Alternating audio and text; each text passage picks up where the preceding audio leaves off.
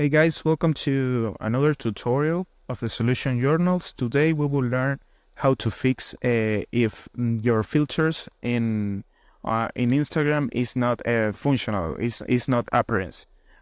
So the first solution for that is go to your settings, and you need to go to the option of app management of your phone, and after that you need to go to the app list, and you need to search Instagram.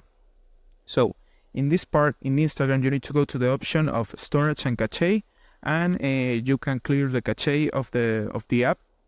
If that solution is not fixed, the second solution is go to the Play Store, and you need to verify if Instagram is update to the ultimate option. So you go to Instagram, and you need to verify the Instagram don't need a update. So after that, if you don't have an update here, the ultimate the last step you can do is go to your Instagram.